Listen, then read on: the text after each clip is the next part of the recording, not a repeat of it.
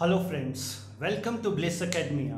मैं विशाल आज आपके साथ जो है वो इंडियन कॉन्स्टिट्यूशन के सेकंड लेक्चर के साथ जो है वो आया हूं। और इस लेक्चर के अंदर हम जो है वो भारतीय संविधान की जो फीचर्स हैं, विशेषताएं हैं, उसके बारे में जो है बात करेंगे। और ये फीचर्स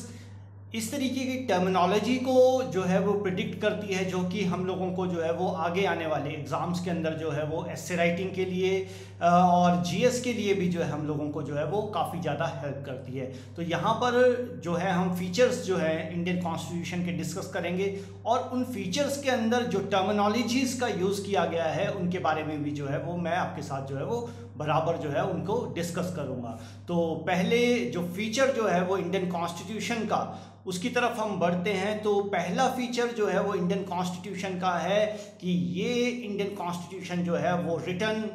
जो है और फ्रेम्ड कॉन्स्टिट्यूशन है। हालांकि हमारा कॉन्स्टिट्यूशन जो है वो ब्रिटेन के जो कॉन्स्टिट्यूशनल सिस्टम है उसके ऊपर जो है बेस्ड है, बट ब्रिटेन का कॉन्स्टिट्यूशन कहीं पर भी जो है वो रिटन फॉर्म के अंदर नहीं है। उसके कंपैरिजन में हम लोगों ने जो है वो इंडियन कॉन्स्टिट्यूशन को जो है वो रिटन कॉन्स्टिट्यूशन जो है वो बनाया है। 1949 के अंदर 26 नवंबर को जो इंडियन कॉन्स्टिट्यूशन है उसे कॉन्स्टिट्यूशनल असेंबली ने जो है उसे एनेक्टेड, डेडिकेटेड एंड अडॉप्ट जो था वो किया था। और इसी के साथ साथ जो था इसी दिन जो था 26 नवंबर 1949 को जो था वो कुछ प्रोविजंस जो थे वो भी जो थे इस दिन से जो थे वो लागू कर दिए गए। अब वो प्रोविजंस कौन कौन से हैं उनके बारे में हम डिस्कस करते हैं। तो पहला प्रोविजन है जो इस दिन लागू किया गया, वो लागू किया गया सिटीजनशिप का। दूसरा प्रोविजन था वो है इलेक्शन का और तीसरा है इंटरिम पार्लियामेंट का। तो ये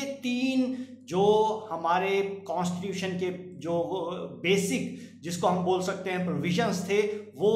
26 नवंबर 1949 को जो थे वो इमीडिएट इफेक्ट के साथ जो थे वो इन्हें लागू कर दिया गया था। और इसी वजह से जो है वो हम 26 नवंबर को जो है वो संविधान दिवस के रूप पर जो है वो मनाते हैं। और संविधान दिवस जो है इसी वजह से मनाया जाता है क्योंकि उस दिन जो था वो जो हमारा संविधान था उसमें से कुछ चीज़ें जो थी उन्हें लागू कर दिया गया था। और वो चीज़ें थी सिटीजनशिप, इलेक्शन और इंटरिम पार्लियामेंट। बहुत बार ये क्वेश्चन जो है वो एग्जाम्स के अंदर आ चुका है कि किन किन प्रोविजंस को जो है वो 26 नवंबर 1949 को जो था हम लोगों ने जो था वो इमीडिएट इफेक्ट के साथ जो था वो इम्प्लीमेंट कर दिया गया था। तो ये हम लोगों के पास क्या थे, सिटीजनशिप, इलेक्शन और इंटरिम पार्लियामेंट जो था उसे हम लोगों ने जो था 26 नवंबर को जो था वो लागू कर दिया था। और बाकी का जो कॉन्स्टिट्यूशन था वो 26 जनवरी 1950 को जो था वो लागू कर दिया गया था। तो ये इंपॉर्टेंट चीज़ है कि हम लोगों ने जो था वो कॉन्स्टिट्यूशन के तीन चीज़ें, सिटीजनशिप, इलेक्शन और इंटरिम पार्लियामेंट जो था 26 नवंबर 1949 को जो था लागू किया, जिस दिन हम लोग जो है वो संविधान दिवस मनाते हैं। और 26 जनवरी 1950 को हम लोगों ने जो था वो बाकी के कॉन्स्टिट्यूशन को जो था वो इम्प्लीमेंट कर दिया। और इसी दिन हम लोगों ने जो था वो भारत के अंदर रिपब्लिक जो था वो डे मनाना शुरू किया। अब कई बार हमारे पास क्वेश्चन आता है कि 26 जनवरी को हम लोग जो है वो क्यों मनाते हैं। तो मैक्सिमम 90% लोग जो हैं उनका जवाब यही आता है कि उस दिन जो था वो संविधान लागू हुआ था। नहीं, हम लोग रिपब्लिक डे इसलिए मनाते हैं क्योंकि उस दिन हमारा जो हेड ऑफ द स्टेट है उसे हम लोगों ने जो था वो इलेक्ट कर लिया था। तो रिपब्लिक का मतलब क्या होता है कि जहां पर head of the state direct या इनडायरेक्ट तरीके से जो है वो इलेक्ट किया जाता है उसे हम जो है वो रिपब्लिक कहते हैं। तो हमारा जो हेड ऑफ द स्टेट जिसे हम प्रेसिडेंट बोलते हैं उन्हें जो है हम लोगों ने जो था वो 26 जनवरी 1950 को जो था वो हम लोगों ने जो था इलेक्ट कर लिया था। तो इसी वजह से हम लोग जो हैं वो रिपब्लिक डे मनाते हैं। ठीक है, तो अगले फीचर की तरफ हम बढ़ते हैं। तो अगला फीचर जो है वो भी इंपॉर्टेंट फीचर है। वर्ल्ड का सबसे बड़ा कॉन्स्टिट्यूशन जो है वो भारत का संविधान जो है वो माना जाता है। भारत का संविधान जो है जो जब ये स्टार्ट हुआ था तो इसके अंदर जो था वो जितने भी सब्जेक्ट्स थे जिसमें central government, state government, administrative services, elections जो थे, ये सारे के सारे जो टॉपिक्स जो थे वो इसके अंदर जो थे हम लोगों ने जो थे वो डिस्कस किए थे। उस टाइम पर हम लोगों ने लागू किए थे और रिटन फॉर्म के अंदर लागू किए थे। और उस टाइम पर इसके अंदर जो थे वो 395 आर्टिकल, 395 आर्टिकल्स और 8 शेड्यूल थे।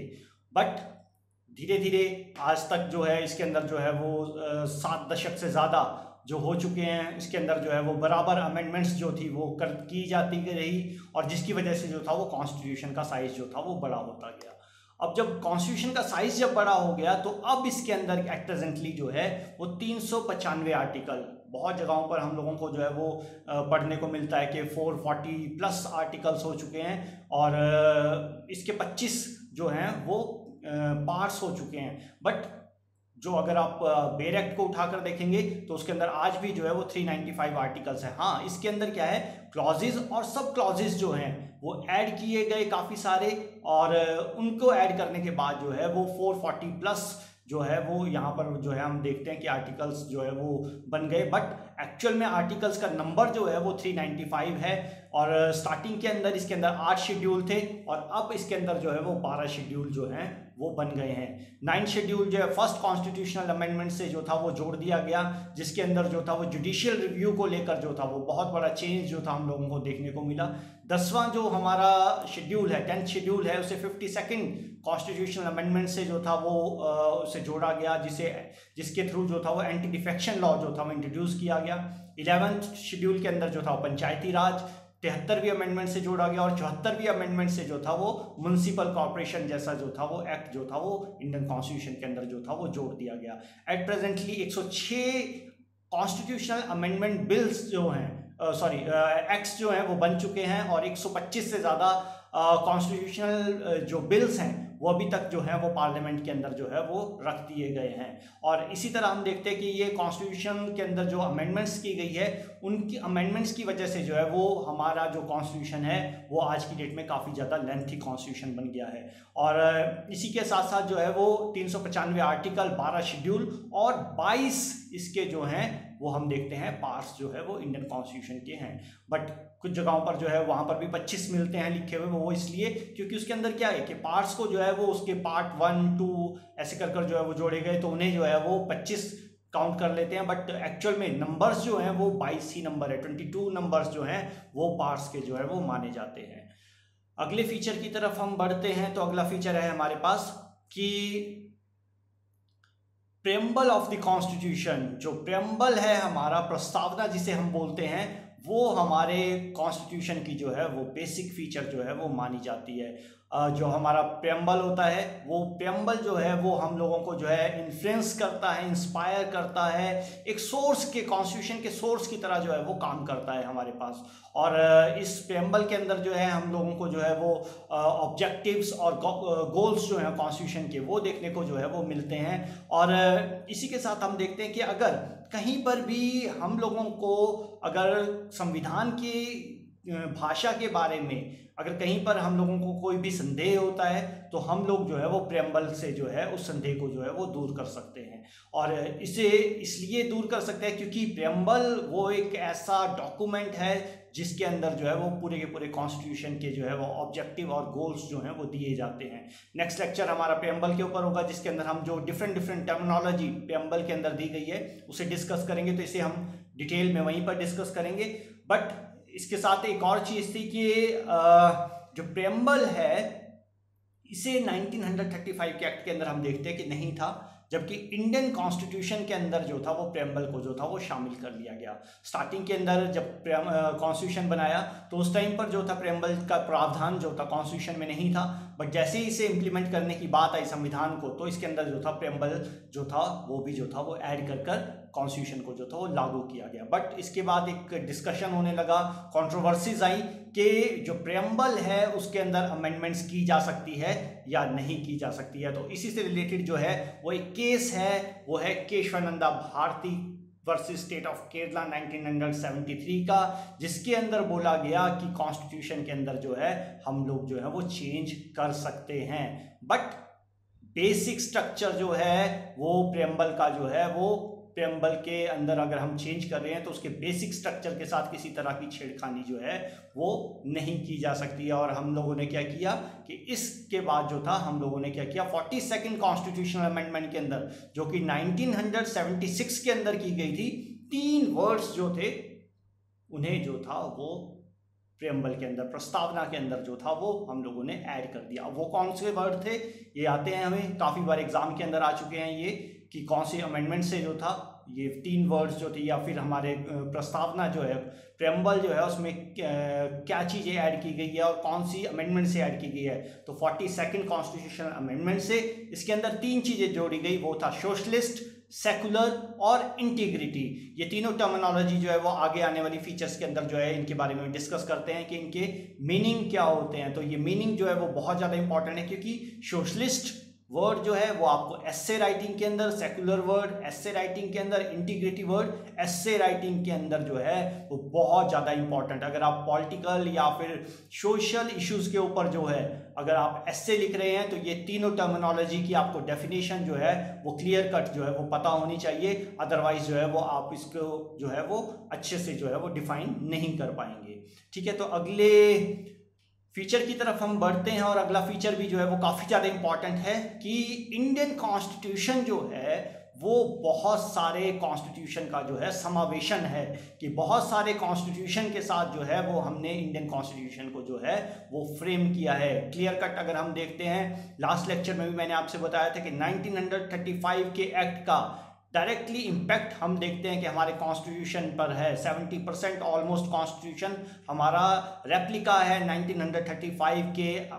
जो हमारा एक्ट था, बट उसके बावजूद भी काफ़ी सारी चीज़ें जो है वो हम लोगों ने जो है वो बोरो की है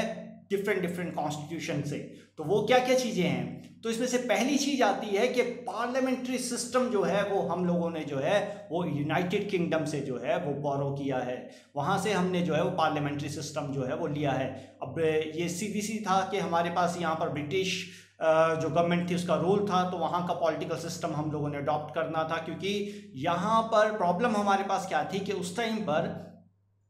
1947 में जब हम लोगों को इंडिपेंडेंस मिली है तो हमारे यहाँ पर क्या था कि बहुत कम लिटरेसी रेट था, 18% लिटरेसी रेट था, मतलब 100 में से सिर्फ 18 लोग ही ऐसे थे जो पढ़े लिखे थे। तो 250 साल अगर ब्रिटिशर्स ने हमारे यहाँ पर राज किया तो उनके थ्रू जो रूल करने का एक मेथड था, अगर उसे हम हटाकर एकदम से नया सिस्टम अडॉप्ट कर लेते तो यहाँ पर पॉपुलेशन के लिए हमारे जो था वो मुश्किल हो सकती थी और अनस्टेबिलिटी जो थी वो आ सकती थी। तो इसीलिए हम लोगों ने क्या किया कि पार्लियामेंट्री सिस्टम को जो था वो यूनाइटेड किंगडम से जो था उसे अडॉप्ट कर लिया। साथ ही हम लोगों ने क्या किया कि जब 1789 के अंदर यूएस का कॉन्स्टिट्यूशन बना, वर्ल्ड का सबसे छोटा कॉन्स्टिट्यूशन बना, सबसे छोटा कॉन्स्टिट्यूशन माना जाता है, भारत का सबसे बड़ा जिसके अंदर 395 आर्टिकल है, जबकि यूएसए का कॉन्स्टिट्यूशन है सबसे छोटा जिसमें सिर्फ 7 ही आर्टिकल हैं, उसके अंदर किसी तरह के फंडामेंटल राइट्स का प्रावधान नहीं था। तो इन्होंने क्या किया, इन्होंने 1789 के अंदर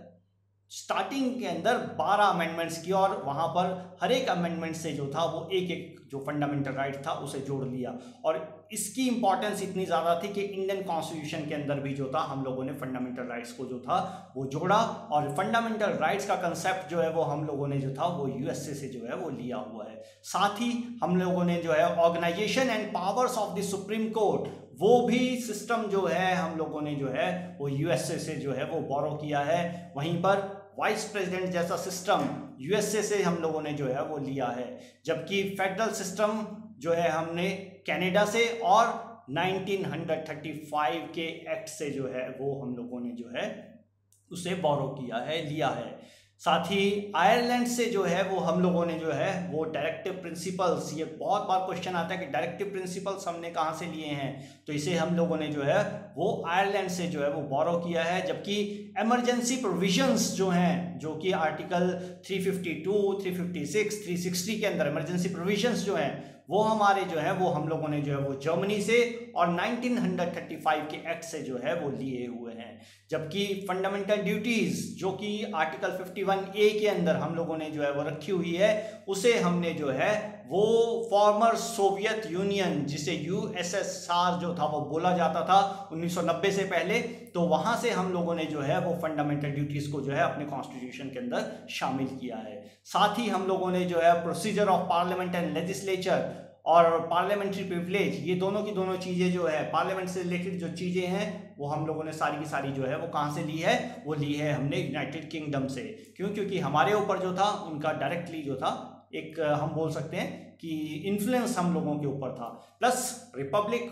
सिस्टम पहले भी मैंने आपके साथ डिस्कस कर लिया कि क्या होता है कि जहां पर हमारा head of the state directly या इनडायरेक्टली तरीके से जो है वो इलेक्ट किया जाता है तो उसे हम रिपब्लिक कहते हैं। तो ये सिस्टम हम लोगों ने जो था वो फ्रांस से जो था वो लिया है, जबकि कॉन्करेंट लिस्ट जो है वो हम लोगों ने जो है वो ऑस्ट्रेलिया से जो है वो ली है। लिस्ट जो है ये भी हम शेड्यूल्स जब हम पढ़ेंगे तो उसके अंदर हम डिस्कस करेंगे कि 3 तरह की लिस्ट होती है, यूनियन लिस्ट, स्टेट लिस्ट और कॉन्करेंट लिस्ट। तो इन तीनों के अंदर इनकी क्या क्या इंपॉर्टेंस है वो लिस्ट जो है वो वहां पर हम डिस्कस करेंगे। तो जो इन 3 लिस्टों में से कॉन्करेंट लिस्ट का सिस्टम है वो हमने जो है वो ऑस्ट्रेलिया से जो है वो बोरो किया है। इसके साथ साथ क्या था कि जितना भी हमारा, इसे मैं आपको बता चुका हूं कि पहले कि जो जितना भी हमारा पॉलिटिकल सिस्टम का मॉडल था वो ब्रिटेन से हम लोगों ने जो है वो बोरो किया है। तो इसीलिए हम बोलते हैं कि भारतीय संविधान जो है वो बहुत सारे संविधानों का समावेशन जो है वो माना जाता है। अगली फीचर की तरफ हम बढ़ते हैं तो ये बहुत इंपॉर्टेंट फीचर है हमारा कि जो हमारा कॉन्स्टिट्यूशन है उसके अंदर बहुत ज़्यादा रिजिडिटी और साथ ही जो है वो फ्लेक्सिबिलिटी, दोनों तरह की जो चीज़ें हैं वो मानी जाती है। अब यहाँ पर रिजिड कॉन्स्टिट्यूशन क्या होता है, फ्लेक्सिबल कॉन्स्टिट्यूशन क्या है, इसकी बात करते हैं तो हम बोलते हैं कि रिजिड कॉन्स्टिट्यूशन है वो है कि जहाँ पर जो है वो कॉन्स्टिट्यूशन में किसी तरह की कोई अमेंडमेंट अगर आपको करनी है तो वो थोड़ा सा कॉम्प्लेक्स सिस्टम है। साथ ही अगर आपको जो है वो इजी तरीके से, मतलब कि सिंपल वोट कास्ट कर रहे हो और जहाँ पर मेजॉरिटी आ रही है और उस तरीके से अगर आप सिस्टम को जो है वो फॉलो कर रहे हैं तो उसको हम क्या बोलते हैं, उसको हम बोलते हैं कि वो फ्लेक्सिबल है। कि ठीक है कि जैसे बेसिक जैसे कि वोट कास्ट करने की 50% से ऊपर हमें वोट अगर मिल जाता है किसी भी वोट का, उसका वोट डालने का, तो उसको हम लोग जो है वो बोलते हैं कि सिंपल मेजॉरिटी से। जबकि स्पेशल मेजॉरिटी से क्या आता है कि वहाँ पर स्पेशल मेजॉरिटी के अंदर थोड़ा सा रिजिड हमारा सिस्टम हो जाता है। अब इंडियन कॉन्स्टिट्यूशन है तो इंडियन कॉन्स्टिट्यूशन के अंदर हम लोगों ने क्या किया है कि यहाँ पर ये जो 2 सिस्टम बताया है, रिजिड भी है फ्लेक्सिबल भी है, तो इसके लिए हम लोगों ने क्या किया कि 3 तरह के कॉन्स्टिट्यूशनल सिस्टम को, अमेंडमेंट सिस्टम को, कॉन्स्टिट्यूशनल अमेंडमेंट सिस्टम को जो है हम लोगों ने फॉलो किया है। पहला सिस्टम है जिसके अंदर हम बोलते हैं कि आसानी से फ्लेक्सिबिलिटी के साथ जो है वो कोई भी अमेंडमेंट जो है वो कर दी जाती है। जैसे कि फॉर एग्जांपल कि आर्टिकल 5 to 11 जो है वहाँ पर अगर आपको कोई भी अमेंडमेंट करनी है तो वहाँ पर आप सिंपल मेजॉरिटी मतलब जहाँ पर 50% से ज़्यादा वोट जो मतलब कि एक फेवर में आ जाते हैं तो उसको हम सिंपल मेजॉरिटी बोलते हैं। तो वहाँ पर आप लोग जो है वो क्या बोलते हैं कि उसको वो जो है वो फ्लेक्सिबल कॉन्स्टिट्यूशन है। ठीक है, तो दूसरा आता है वो आता है हमारा रिजिड कैटेगरी के अंदर। तो रिजिड कैटेगरी के अंदर क्या है कि वहाँ पर 2/3 मेजॉरिटी चाहिए होती है आपको हाउस की। तो उसके अंदर क्या है कि उसके अंदर कुछ सिस्टम है कि जैसे फॉर एग्जांपल कि जैसे कि फंडामेंटल राइट्स के अंदर आपको अगर कोई चेंज करना है, ठीक है, डायरेक्टिव प्रिंसिपल के अंदर अगर आपको कोई चेंज करना है तो वहां पर आपको क्या है कि वहां पर 2/3 मेजॉरिटी आपको हाउस की जो है वो चाहिए होगी, तभी आप उसके अंदर जो है वो अमेंडमेंट कर सकते हैं, अदरवाइज आप अमेंडमेंट नहीं कर सकते हैं। प्लस तीसरा सिस्टम इसके अंदर क्या है कि आपको हाउस की 2/3 मेजॉरिटी तो चाहिए ही है, plus 50% consent of the states, state की 50% स्टेट्स की जो है सहमति भी जो है वो चाहिए है, तभी आप जो है वो कॉन्स्टिट्यूशन के अंदर जो है वो अमेंडमेंट कर सकते हैं। तो लास्ट के 2 ये जो सिस्टम है ये रिजिड कॉन्स्टिट्यूशन के सिस्टम जो है हम लोगों ने अडॉप्ट किए हैं। जबकि फ्लेक्सिबल कॉन्स्टिट्यूशन क्या है कि जहां पर आप सिंपल मेजॉरिटी के साथ जो है वो किसी भी तरह का अमेंडमेंट जो है वो कर सकते हैं। ठीक है, तो ये हमारा फीचर जो है, बेसिक फीचर जो है वो इंडियन हमारा कॉन्स्टिट्यूशन का जो है वो माना जाता है। अगले फीचर की तरफ हम बढ़ते हैं तो अगला फीचर है हमारा स्वर्ण स्टेट। अगर जो पॉलिटिकल साइंस के जो स्टूडेंट्स हैं या लॉ के स्टूडेंट्स हैं उन लोगों को इसका मीनिंग पता है कि स्वर्ण का मतलब होता है अबव ऑल, सुप्रीम पावर। तो यहाँ पर स्वर्ण जो है उसे हम 2 कैटेगरी के अंदर बांटते हैं, इंटरनल और एक्सटर्नल कैटेगरी के अंदर। तो यहाँ पर हमारा जो स्टेट है उसे हम लोगों ने क्या किया कि ना ही हमारे ऊपर जो है इंटरनली और ना ही एक्सटर्नली किसी भी तरह का कोई डिसीजन जो है वो लेने को जो है वो प्रेशर जो है वो बनाया जा सकता है, ना ही अंदर की तरफ से प्लूरलिस्ट ग्रुप्स की तरफ से और ना ही किसी बाहरी विदेशी शक्ति के द्वारा हमारे डिसीजंस को जो है वो चेंज नहीं किया जा सकता है। वी आर स्वर्ण स्टेट, इंडियन स्टेट जो है वो स्वर्ण स्टेट है। और इंडिया के अंदर इसी चीज को लेकर हम लोगों ने क्या किया कि आफ्टर इंडिपेंडेंस हम लोगों ने अपनी सॉवरेनिटी को जो है बनाए रखने के लिए हमने क्या किया, नॉन अलाइनमेंट मूवमेंट जैसी एक मूवमेंट को जो था वो अडॉप्ट किया, ताकि जो है वो किसी तरह का इंटरनल और एक्सटर्नल, ना ही प्लूरलिस्ट की तरफ से ना ही फॉरेन पावर की तरफ से किसी भी तरह का जो है वो इंटरफेरेंस हमारे डिसीजंस के ऊपर जो है वो नहीं किया जा सकता। तो इस तरीके से हम देखते हैं कि इंडिया इज अ स्वर्ण स्टेट, और ये जो है एक बेसिक फीचर जो है वो हमारे कॉन्स्टिट्यूशन का माना जाता है। प्लस इसके बाद जो है वो फीचर आता है हमारा डेमोक्रेटिक स्टेट। ये भी जो है वो एक बेसिक फीचर है हमारे पास इंडिया का, कि हमारे यहाँ पर क्या था कि हालांकि ब्रिटिशर्स के टाइम पर भी डेमोक्रेसी जैसा कंसेप्ट जो था चला था, बट वो वहाँ पर क्या था कि वो एक आई वॉश की तरह था, कि वहाँ पर ठीक है कि वहाँ पर कुछ लोगों को जो था, हमने लास्ट लेक्चर में भी पढ़ा कि वोटिंग राइट जो था वो दे दिया गया था एक्ट के थ्रू, बट उसके अंदर जो था वो थोड़ी सी उसके अंदर क्या थी कि पूरी तरह से जो था वो वोटिंग राइट जो था वो भारतीयों को जो था वो नहीं मिला था। हालांकि ब्रिटेन के अंदर भी डेमोक्रेसी थी, हम लोगों ने वहीं से जो था इसको जो था वो अडॉप्ट किया, और हम लोगों ने क्या किया कि यहाँ पर डायरेक्ट डेमोक्रेसी के कंपैरिजन में इनडायरेक्ट डेमोक्रेसी को जो था अडॉप्ट किया। इनडायरेक्ट डेमोक्रेसी इसलिए, अब ये चीज़ जो है अगर आपको पॉलिटिकल के ऊपर अगर कभी कोई एस्से राइटिंग लिख रहे हैं तो वहाँ पर आपको डेमोक्रेसी का पता होना चाहिए कि डायरेक्ट डेमोक्रेसी क्या होती है, इनडायरेक्ट डेमोक्रेसी क्या होती है। डायरेक्ट डेमोक्रेसी होती है कि जहाँ पर आप लोग जो हैं वो खुद असेंबल होते हैं, जनरल पब्लिक असेंबल होती है और कोई भी डिसीजन जो है वो ले सकते हैं, ठीक है। बट आज की स्टेट के टाइम में, आज जैसा स्टेट का स्ट्रक्चर बन चुका है जिसके अंदर उनकी बाउंड्रीज जो है वो बहुत बड़ी बन चुकी है, ज्योग्राफिकल एरिया बहुत बड़ा है, तो सबका एक जगह इकट्ठा होना, असेंबल होना पॉसिबल नहीं है। क्योंकि जिस टाइम पर ये डायरेक्ट डेमोक्रेसी का कंसेप्ट दिया गया था एरिस्टोटल के टाइम पर, प्लेटो के टाइम पर, तो उस टाइम जो स्टेट का साइज था वो बहुत छोटा होता था, पॉपुलेशन बहुत कम थी, तो इसी वजह से जो था वो 5000 7000 लोगों को जो था वो माना जाता था कि अगर वो मिल जाते तो एक स्टेट बना सकते हैं एरिस्टोटल और प्लेटो की तरफ से। तो यहाँ पर क्या है कि यहाँ पर अगर आपको डायरेक्ट डेमोक्रेसी का कंसेप्ट जो है इंप्लीमेंट करना तो वो पॉसिबल नहीं है। तो हम लोगों ने क्या किया, इनडायरेक्ट डेमोक्रेसी के कंसेप्ट को जो था फॉलो किया, कि हम लोगों ने क्या किया कि अपने सोशल कॉन्ट्रैक्ट थ्योरी के अंदर जैसे बोलते हैं कि अपने राइट्स जो थे वो हम लोग क्या किया कि अपने राइट्स जो थे अपने रिप्रेजेंटेटिव को जो थे वो दे दिए, और वो रिप्रेजेंटेटिव जो है वो हमारे बिहाफ के ऊपर जो है रूल्स एंड पॉलिसीज जो है वो इस्टेब्लिश करेगा, और इस्टेब्लिश करने के बाद जो है वो स्टेट के ऊपर से जो है वो हमारे ऊपर जो है वो लागू कर दी जाएगी, और वो जो है वो हमारे वेलफेयर के लिए जो है वो काम करेगी। तो हम लोगों ने इनडायरेक्ट डेमोक्रेसी को जो था वो इस्टेब्लिश किया ताकि जो है सोशल और इकोनॉमिक डेमोक्रेसी जो है उसको जो है वो बनाए रखा जा सके। तो इसीलिए हम लोगों का यहाँ पर जो है डेमोक्रेटिक स्टेट, क्योंकि हमारे यहाँ पर क्या है कि हम लोग जो है वोट कास्ट कर कर अपने रिप्रेजेंटेटिव्स जो है वो इलेक्ट करते हैं, और वो रिप्रेजेंटेटिव्स हम लोगों के लिए जो है वो रूल्स एंड रेगुलेशंस जो है वो बनाते हैं, ताकि पॉलिटिकल स्टेबिलिटी जो है वो स्टेट के अंदर जो है वो बनी रहे। ठीक है, तो अगले फीचर की हम तरफ बढ़ते हैं, इसे हम पहले डिस्कस कर चुके हैं, रिपब्लिक। रिपब्लिक 1950 के अंदर 26 जनवरी 1956 के अंदर जब कॉन्स्टिट्यूशन इंप्लीमेंट किया गया हमारा, तो उसी के साथ हम लोगों ने क्या किया कि वहाँ पर हम लोगों ने जो था अपने हेड ऑफ द स्टेट को जो था वो इलेक्ट किया, और इलेक्ट करने के बाद जो है वहाँ पर हम लोग जो है वो जो है वो एक तरह से हम बोलते हैं कि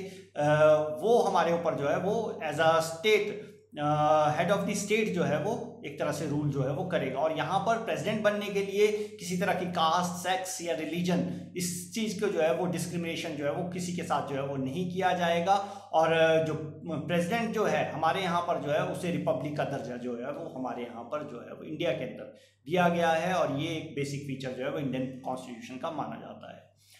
अगला फीचर है हमारे यहाँ पर कि हम लोगों ने जो है वो पार्लियामेंट्री फॉर्म ऑफ गवर्नमेंट जो है वो अप्लाई करी। अब पार्लियामेंट्री फॉर्म ऑफ गवर्नमेंट जो है वो यहाँ पर क्या मतलब हुआ, पार्लियामेंट्री फॉर्म ऑफ गवर्नमेंट के अंदर हम देखते हैं कि दो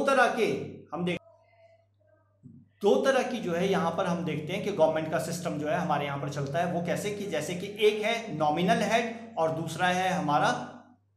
रियल हेड। अब नॉमिनल हेड जो है वो हमारा एज अ प्रेसिडेंट जो है वो काम करता है, और जो रियल हेड है उसे हम मानते हैं कि वो हमारी प्राइम मिनिस्टर और काउंसिल ऑफ मिनिस्टर जो है वो एक तरह से जो है वो एक रियल हेड की तरह जो है वो काम करती है। और जो प्राइम मिनिस्टर और काउंसिल ऑफ मिनिस्टर है ये कलेक्टिवली रिस्पॉन्सिबल जो है वो पार्लियामेंट के लिए जो है वो होती है। और यहाँ पर ये बहुत ज़्यादा ज़रूरी है जानना कि जो डी जॉर और डी फैक्टो जैसा कंसेप्ट है कि जो नॉमिनल और रियल हेड है वो कैसे काम करते हैं। तो रियल हेड जो है वो हमारा कौन है, वो है हमारा प्राइम मिनिस्टर और काउंसिल ऑफ मिनिस्टर, और नॉमिनल हेड कौन है जिसके नाम पर काम किया जाता है, वो है प्रेसिडेंट। ठीक है, तो ये जो है हम लोग जो है वो देखते हैं दो तरह के जो है वो हमारे यहाँ पर हम लोगों ने जो है वो पार्लियामेंट्री सिस्टम के अंदर दो तरह के एक हायरार्की जो है वो बना रखी है, रियल हेड और नॉमिनल हेड की। ठीक है, तो अगले फीचर की तरफ हम बढ़ते हैं। अगला फीचर है हमारा सोशलिस्ट सिस्टम। अब सोशलिस्ट सिस्टम जो है इसे हम लोगों ने जो है हमने पीछे पढ़ा अभी के 42nd कॉन्स्टिट्यूशनल अमेंडमेंट से 1976 के अंदर जो था हमारे कॉन्स्टिट्यूशन के अंदर जो था वो इसे इंट्रोड्यूस किया या इसे जो था ऐड किया। अब सोशलिस्ट सिस्टम क्या है? सोशलिस्ट सिस्टम है कि जहां पर जो अगर बेसिक सोशलिस्ट सिस्टम या समाजवादी समाज की बात करते हैं हम लोग, तो वो क्या है? जहां पर उत्पादन के साधनों का स्टेट की तरफ से, राज्य की तरफ से जो है वो बराबर आवंटन किया जाता है, तो उसे जो है हम लोग जो है वो सोशलिस्ट स्टेट जो है वो बोलते हैं। ठीक है, तो इसी वजह से हम लोगों ने क्या किया कि हम लोगों ने इसे 42nd अमेंडमेंट से जो था अपने प्रेम्बल के अंदर जगह दी। हालांकि इससे पहले भी हम लोगों ने क्या था कि डिस्पैरिटी को ख़त्म करने के लिए, जैसे कि सपोज के प्रीवी पर्स था या फिर हम देखते हैं कि राइट टू प्रॉपर्टी था या फिर लैंड रिफॉर्म्स थे, उससे इन सारी चीज़ों को देखते हुए हम लोगों ने क्या किया कि जैसे ही हमारा कॉन्स्टिट्यूशन लागू हुआ तो फर्स्ट कॉन्स्टिट्यूशनल अमेंडमेंट के थ्रू ही हम लोगों ने क्या किया कि जो जमींदारी सिस्टम था, फ्यूडल सिस्टम था, उसे हम लोगों ने एबॉलिश कर दिया, प्रीवी पर्स जो था उसे खत्म कर दिया, लैंड रिफॉर्म्स किए गए। तो ये सारी की सारी चीजें हम लोगों ने पहले से कर ली अपने कॉन्स्टिट्यूशन के अंदर, जहां पर कि उत्पादन के साधनों का जो था वो बराबर जो था वो डिस्ट्रीब्यूशन जो था वो किया जाने लगा। बट ये जो सोशलिस्ट वर्ड है इसे हम लोगों ने जो था वो 1976 के अंदर क्लियर कट जो था वो प्रेम्बल के अंदर जो था वो मेंशन कर दिया। तो ये भी जो था हम देखते हैं कि सोशलिस्ट वर्ड जो सोशलिस्ट सिस्टम है, हालांकि पहले से हमारे पॉलिटिकल सिस्टम में चलता आ रहा था, बट हम लोगों ने जो था इसे 42nd अमेंडमेंट से जो था प्रेम्बल के अंदर इसे भी जो थी वो जगह दे दी। ठीक है, तो अगले फीचर की तरफ हम बढ़ते हैं। तो अगला फीचर आता है हमारे पास सेकुलर स्टेट। ये भी एक बहुत इंपॉर्टेंट टर्मिनोलॉजी है। जब आप सोशल अफेयर्स के ऊपर लेकर या फिर पॉलिटिकल अफेयर्स के ऊपर अगर कभी एसे राइटिंग लिख रहे हैं या फिर आप क्वेश्चन जो है उसका आंसर दे रहे हैं, हालांकि इंटरव्यू के अंदर भी, क्योंकि ये एक ऐसा टॉपिक है जो इंडिया के रेफरेंस में बहुत ही करंट टॉपिक जो है वो हमेशा से ही रहा है, क्योंकि हमारे यहाँ पर धर्म की राजनीति की बात जो है वो की जाती है। तो सेकुलर स्टेट क्या है? सेकुलर स्टेट, सेकुलर सिस्टम जो है इसे भी जो है वो 42nd अमेंडमेंट से प्रेम्बल के अंदर जो था वो लागू, इसे ऐड किया गया। ठीक है, बट अब बात आती है कि सेकुलर स्टेट क्या है? तो सेकुलर स्टेट होता है कि जहां पर स्टेट की तरफ से किसी भी रिलीजियस अफेयर के अंदर किसी भी तरह का कोई भी इंटरफेरेंस नहीं होता है, तो उसे हम लोग जो है वो सेकुलर स्टेट जो है वो बोलते हैं। और ये इसलिए होता है ताकि स्टेट के अंदर जो है वो हार्मनी जो है वो बनी रहे। ठीक है, अगर आपको जो इसको ज़्यादा डिटेल के अंदर करना है तो वो उसके अंदर क्या है कि जहां पर हम पहला बोल सकते हैं कि जहां पर भारत की तरफ से जहां पर कभी भी जो है किसी रिलीजन को नेशनल रिलीजन नहीं डिक्लेयर किया जाएगा उसे सेकुलर बोल सकते हैं हम लोग। ठीक है, दूसरा क्या है कि वहां पर जहां पर गवर्नमेंट की तरफ से किसी भी रिलीजियस ग्रोथ को लेकर या डेवलपमेंट को लेकर ऑब्स्टेकल्स जो है वो नहीं लगाए जाएंगे, सभी को जो है रिलीजियस इक्वालिटी दी जाएगी, उसे हम लोग जो है सेकुलर स्टेट बोलते हैं। और जहां पर हम लोग जो देखते हैं कि सभी के गवर्नमेंट की तरफ से इंश्योर किया जाता है, प्रोटेक्ट किया जाता है रिलीजियस राइट्स को इंडिविजुअल के, तो उसे भी हम लोग जो है वो स्टेट का जो है वो एक उस स्टेट को जो है सेकुलर स्टेट जो है वो मानते हैं। और सबसे बड़ा जो अगर आप वन लाइन अगर आप डेफिनेशन देना चाहते हैं सेकुलर स्टेट की, तो वहां पर आप बोलेंगे कि जहां पर राज्य की तरफ से, स्टेट की तरफ से रिलीजियस अफेयर्स के ऊपर किसी भी तरह का कोई हस्तक्षेप नहीं किया जाता, तो उसे हम लोग जो है वो सेकुलर स्टेट जो है वो मान सकते हैं। ठीक है, तो अब अगले फीचर की तरफ हम बढ़ते हैं। तो अगला फीचर है हमारे पास कि इंटीग्रेटेड जस्टिस सिस्टम, के एकीकृत जो न्याय व्यवस्था है हमारे यहाँ पर दी गई है। तो वो कैसे है कि जैसे कि सपोज कि हम देखते हैं कि गवर्नमेंट के 3 पार्ट्स माने जाते हैं, एग्जीक्यूटिव, लेजिस्लेचर और जुडिशरी। ठीक है, तो ये पार्ट जो है वो सेंटर के अंदर भी है, स्टेट के अंदर भी है। तो सेंटर के अंदर जुडिशरी का जो है वो उसे जो है हम देखते हैं कि वो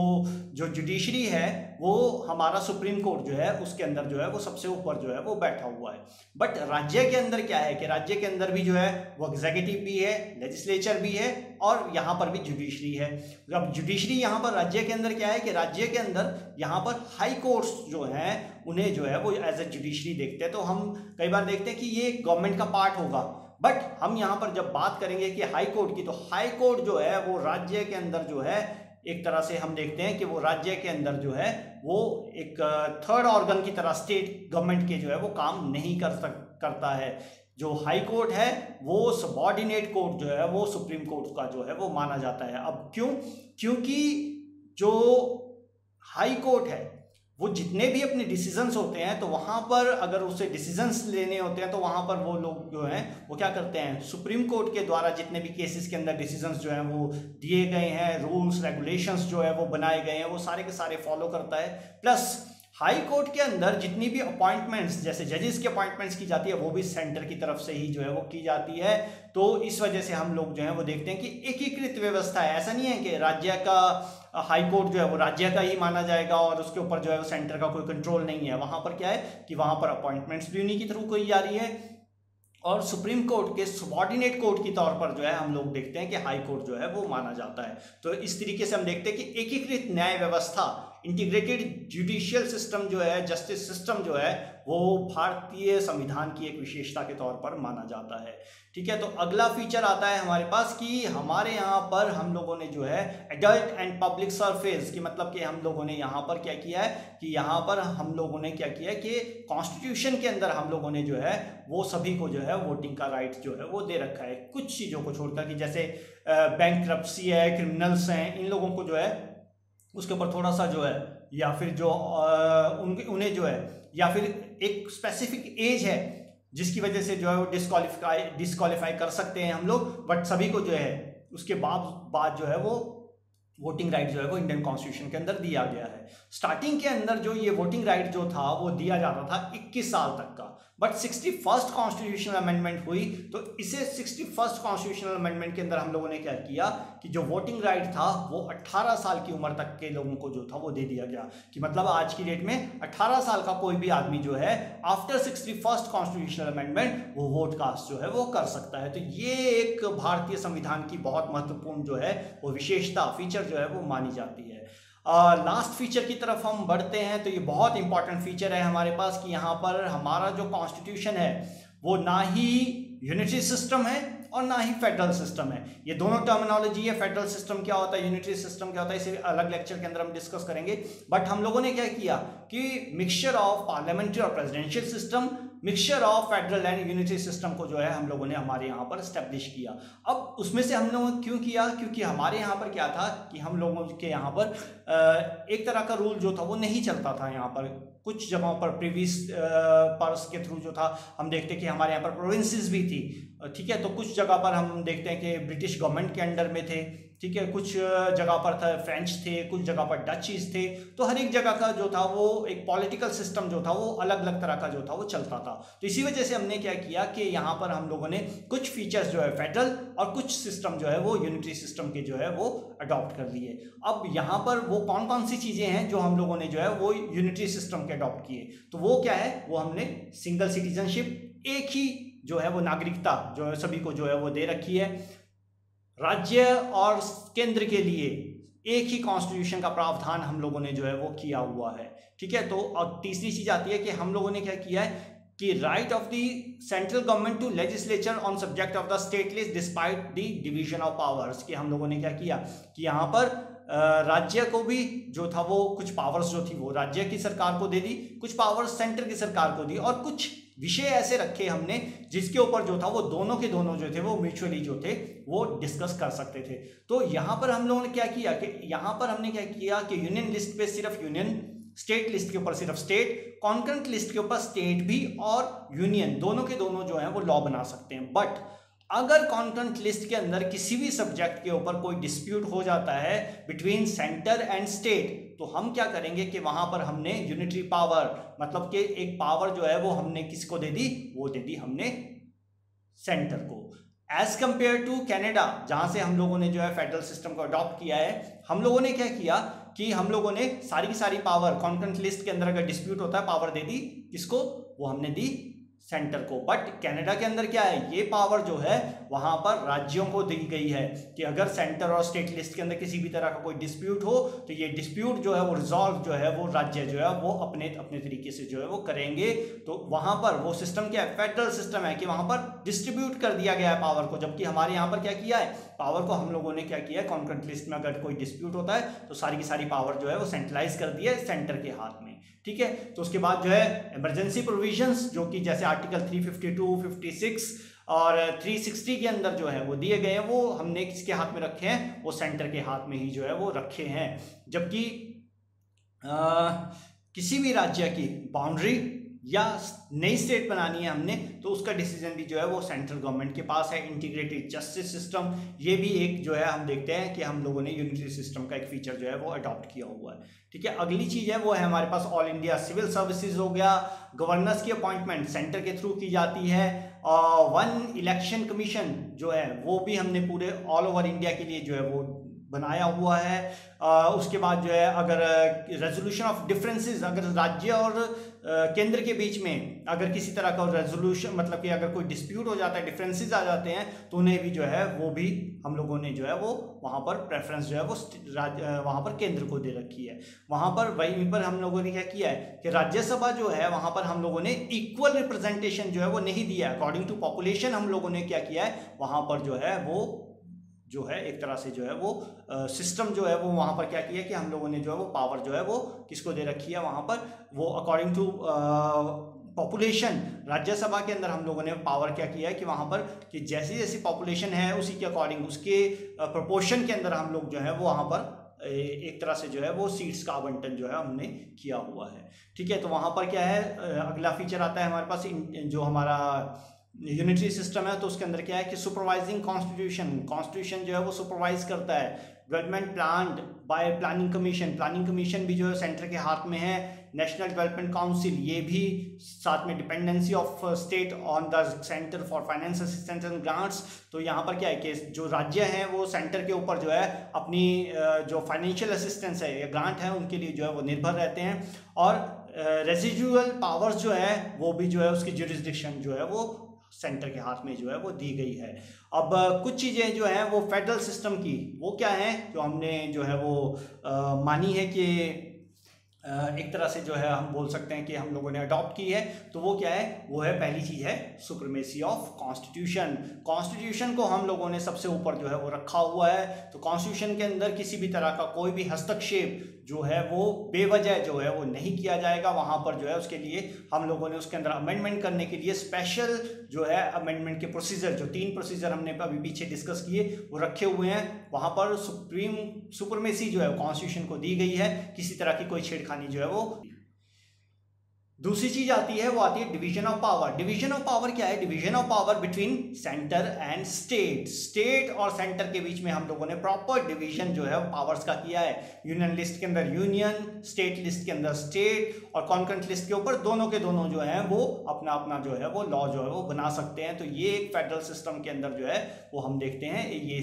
फीचर जो है हम लोगों ने अडॉप्ट किया है। और प्लस इसके बाद क्या है, इंडिपेंडेंट सुप्रीम कोर्ट, कि हमारे यहाँ पर क्या है सुप्रीम कोर्ट जो है वो किसी भी तरह का, जिसको हम जुडिशियल रिव्यू बोलते हैं, किसी भी तरह का काम जो है वो कर सकता है। एट प्रेजेंट जो है हम देखते हैं कि सुप्रीम कोर्ट काफ़ी ज़्यादा एक्टिव भी है। लेजिस्लेचर की तरफ से, एग्जीक्यूटिव की तरफ से जो लॉ बनकर अगर हमें आते हैं तो उसमें अगर किसी तरह की कोई लूप होल रह जाती है तो सुप्रीम कोर्ट के द्वारा जो है माननीय उच्चतम न्यायालय के द्वारा जो है उसके अंदर बराबर जो है वो चेंजेस जो है वो अपने तौर पर जो है वो किए जाते हैं। तो ये एक तरह से हम दिखाता है कि ये एक सुपरमेसी जो कि फेडरल सिस्टम का एक बेसिक फीचर है उसे हम लोगों ने जो है वो यहाँ पर अडॉप्ट किया हुआ है। तो इसी बेस पर जो है हम देखते हैं कि डॉक्टर सुभाष कश्यप जो है उनके ओपिनियन के अंदर जो इंडियन कॉन्स्टिट्यूशन है वहाँ उसके अंदर जो है वो सेंटर जो है वो काफ़ी ज़्यादा पावरफुल जो है वो मानी गई है। सेंटर को जो है वो काफ़ी ज़्यादा पावरफुल जो है वो माना है। जबकि जो पाली हैं वो जो है वो कंप्लीट फेडरल सिस्टम जो है वो इंडियन जो हमारा सिस्टम है उसे पॉलिटिकल सिस्टम है उसे कंप्लीट फेडरल सिस्टम जो है वो मानते हैं। जबकि जो मॉरिस जॉन्स है वो बार्गेनिंग फेडरलिज्म जो है वो इसीलिए जो है वो बोलते हैं इसे। और केसी वियर हैं वो जो है वो इसे सेमी फेडरेशन के तौर पर जो है वो देखते हैं। ठीक है, तो ये अलग अलग राय जो है इन अलग अलग पॉलिटिकल जो थिंकर्स है उनकी जो है वो भारतीय संविधान को लेकर जो है वो रही है। तो इस सारी चीज़ों को डिस्कस करने के बाद हम लोग जो है इस कंक्लूजन के ऊपर पहुंचते हैं कि जो भारतीय संविधान है वो जो है वो यूनिटरी फेडरलिज्म जो है उसको हम लोग जो है वो मान सकते हैं कि जिसके अंदर जो है इसका स्ट्रक्चर जो है फेडरल है, जबकि इसकी जो आत्मा है वो यूनिटरी आत्मा जो है वो मानी जाती है। तो ये जो थे सारे के सारे 12 से 13 जो है वो बेसिक फीचर जो है वो इंडियन कॉन्स्टिट्यूशन के जो है वो माने जाते हैं। और पॉलिटिकल के अंदर ये बहुत ज़्यादा ज़रूरी है कि जितने भी फीचर थे इनकी टर्मिनोलॉजीज को हम लोग जो है वो ध्यान में रखें, ताकि एसए राइटिंग में और जीएस के अंदर भी जब भी हमको भी क्वेश्चन अटेम्प्ट कर रहे हैं तो इस टर्मिनोलॉजी का बहुत बड़ा रोल जो है वो रहता है। तो इस वजह से इस सारी की सारी चीज़ों को जो आपको ध्यान में रखना है। साथ ही ऐसी कुछ और टर्मिनोलॉजी जो है वो प्रेम्बल के अंदर नेक्स्ट लेक्चर के अंदर हम लोग जो है वो डिस्कस करेंगे। वो भी टर्मिनोलॉजी जो कि प्रेम्बल में यूज़ की गई है बहुत ही इंपॉर्टेंट है, और जो हमें जो है वो खासतौर पर सोशल इश्यूज़ के ऊपर, पॉलिटिकल इश्यूज़ के ऊपर जब भी हम कोई क्वेश्चन अटेम्प्ट कर रहे हैं, ऐसे कर रहे हैं, तो वहाँ पर बहुत ज़्यादा हेल्प जो है वो हमें प्रोवाइड करती है। ठीक है, तो ये जो था हमारा आज का लेक्चर था। तो इसके अंदर अगर आपके पास जो है वो किसी तरह के कोई सुझाव हो तो आप कमेंट बॉक्स के अंदर जो है वो मेरे साथ शेयर कर सकते हैं। और अगर आप वीडियो आप पूरा देख रहे हैं तो इसे आप जो है वो चैनल को जो है वो सब्सक्राइब भी जो है वो कर सकते हैं। Thank you so much.